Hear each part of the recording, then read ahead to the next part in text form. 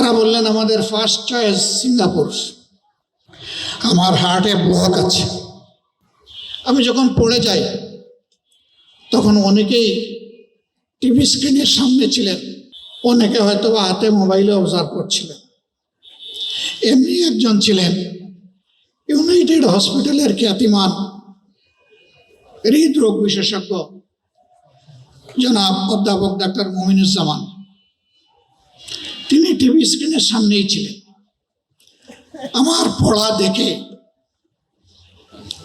তিনি সাথে সাথে আমাদের পরিচিত একজন লোককে বললেন, আমি নিশ্চিত ওনার এই পড়ে যাওয়ার কারণ ব্রেইন নয়, এইটার কজটা ব্রেইন নয়, আমার আশঙ্কা হচ্ছে হার্ট হতে পারে। অতএব দ্রুততম সময় ওনাকে আমার দেখা দরকার। আপনারা ব্যবস্থা নেবেন আমি আশা করি। ডাক্তার মমিনুজ্জামানের একটা সিরিয়াল পেতে কয়েকদিনের জন্য অপেক্ষা করতে হয়, কিন্তু সেই লোক তার দরদ, তার ভালোবাসা, তার দায়বোধ, তার আন্তরিকতা নিয়ে নিজেই বলেছেন যে দ্রুততম সময় তিনি দেখতে চান। আমি আলহামদুলিল্লাহ আমাকে সামলে নিয়ে তার কাছে গেলাম। যাওয়ার আগে আমার পরিচিত মহলের বিশেষজ্ঞ চিকিৎসক, বিশেষ করে হৃদরোগ বিশেষজ্ঞ যারা এবং স্নায়ু বিশেষজ্ঞ যারা, তাদের একটা বোর্ড বসলো এবং সেখানে 22 জন চিকিৎসক ছিলেন। এর আগে যে পরীক্ষা নিরীক্ষা হয়েছে এর ভিত্তিতে তারা নিশ্চিত হয়েছেন আমার হার্টে ব্লক আছে। তারা তখন বললেন ব্লকের যে নেচার প্রাইমারিলি আমরা ধরতে পেরেছি, তাতে এটা একটু জটিল মনে হচ্ছে, হয়তো বা বাইপাস সার্জারির দিকে যেতে হবে।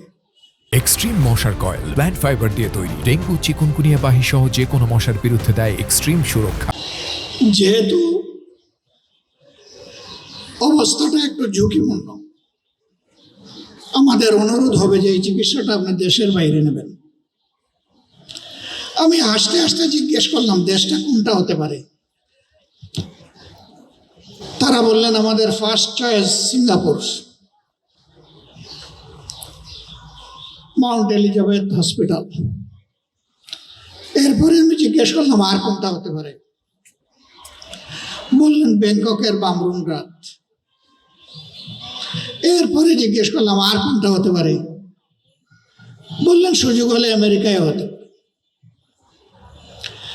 আমি শ্রদ্ধার সাথে তাদের সকলের পরামর্শ শুনলাম,